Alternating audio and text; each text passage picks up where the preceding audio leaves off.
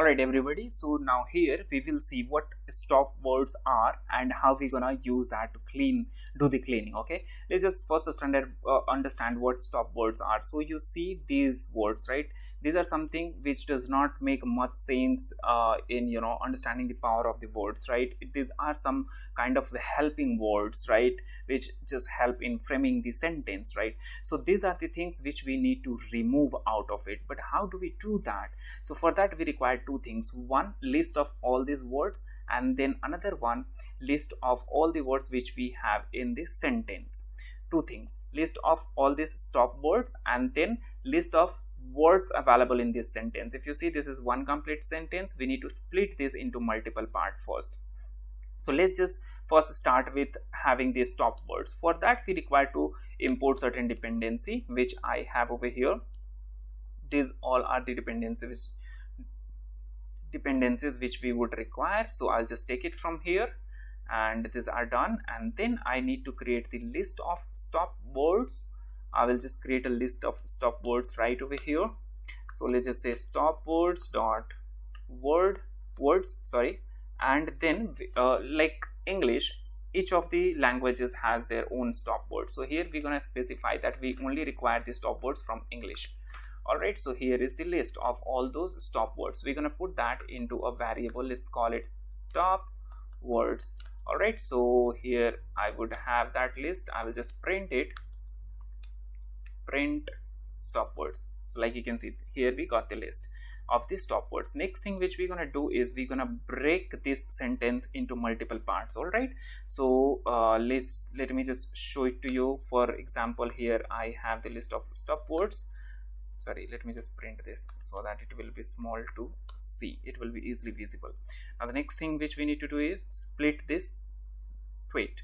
So let's just say clean tweet dot split, and we are going to split it basis on the spaces. Okay, now let's run this. Okay, so here is what we got. Here is our tweet. Okay, let me just try to print it. Here is it printed. Okay, now the next thing which we're going to do is we're going to do the lookup of both of these two lists, right? So what exactly will happen is lookup will be done, and the process will find the matches between both of these two things. For example, if you see here, we have these stop words. Okay, so the moment it matches with this list, we will say that remove that, or just keep the things which are not matching with this one. How can we do that? So for that we're going to say drop again, let's say clean tweet equals to, I will just say space dot join. We would require to run a for loop. Okay, join over here. Let me just say dot join. Okay, and inside that I will say word for word in, I will say clean tweet dot split. I'm just doing this thing over here. Okay, split. All right, and then I would say if word not in stop words. So understand, here I'm just iterating through each of the words in this particular list here, right? And then I'm trying to match that if that is available into it or not. If not, I'm trying to pick only those words which are not available into it. Now once we do this, what's going to happen is we're going to get this tweet which would not have the stop words. Let's just try to run this.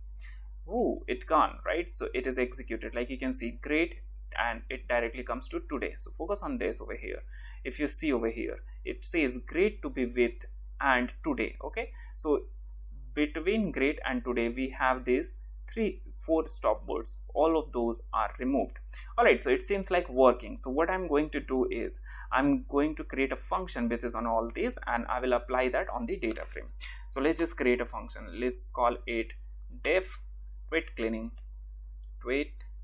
cleaning, and inside that I'm going to supply a variable which is, you can say anything, whatever you want. Okay, and then I'll just hit tab, and over here I will simply say return.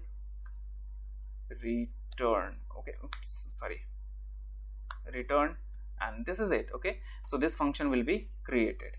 After this, I need to apply this function on a variable.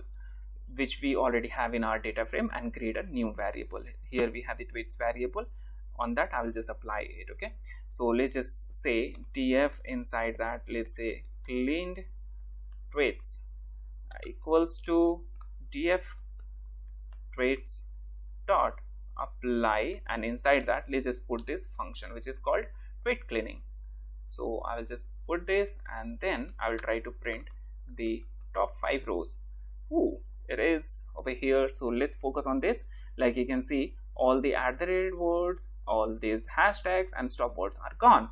This is it in this video. In the next one we will start with applying the sentiment analysis.